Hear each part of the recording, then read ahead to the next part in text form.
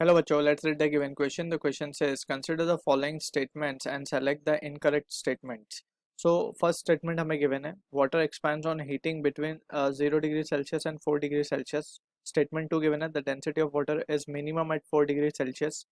Third हमें given है, density of water increases on heating above 4 degree Celsius. Option 4 given है, water contracts on heating between 0 degree Celsius and 4 degree Celsius.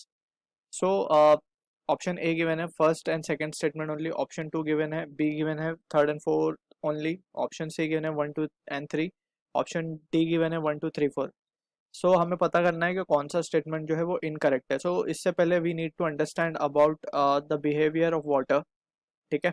So as a की concept we can write कौन सा behaviour है, anomalous behaviour of water. ठीक है. Anomalous means abnormal और we can say unusual behaviour of water. Anomalous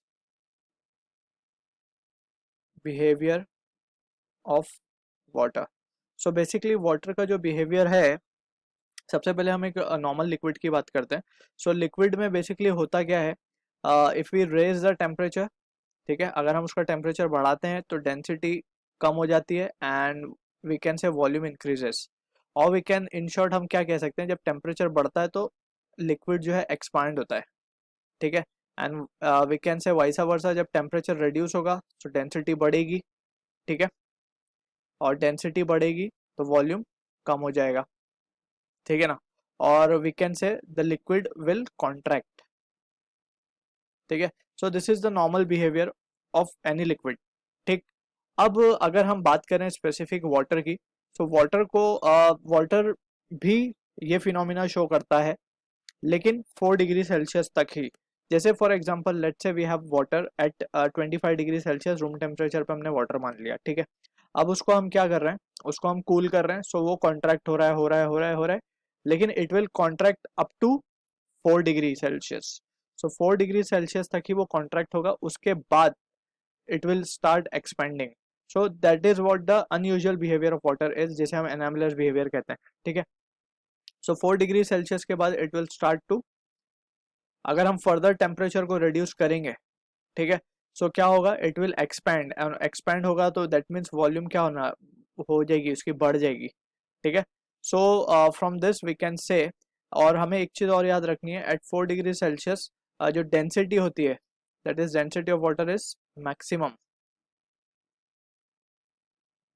ठीक है. Density of water is maximum and volume क्या होगा, मिनिमम हो जाएगा because of its inverse relation. So ये कुछ इंपॉर्टेंट चीज़ें हैं about water behaviour we need to understand. So अब एक एक स्टेटमेंट को हम चेक करते हैं. Water expands on heating between 0 degree Celsius and 4 degree Celsius. As we have discussed के जब हम इसका टेम्परेचर रिड्यूस करते जाएंगे टिल कहाँ तक, 0 डिग्री सेल्सियस तक, तो क्या होगा, इट विल एक्सपैंड. ठीक है. लेकिन हम अगर इसका उल्टा प्रोसेस देखें कि 0 से अब 4 तक अगर हम इसको हीट करें, so it will contract but not expand. So this statement is incorrect statement. ठीक है. अब सेकेंड स्टेटमेंट हमसे क्या बोला जा रहा है, the density of water is minimum at 4 degree Celsius. So this is false again, as we have discuss density 4 degree Celsius पे मैक्सिमम होती है वाटर की. ठीक है. And volume is minimum over there. So third statement है हमारा, density of water increases on heating above 4 degree Celsius. So this is again wrong.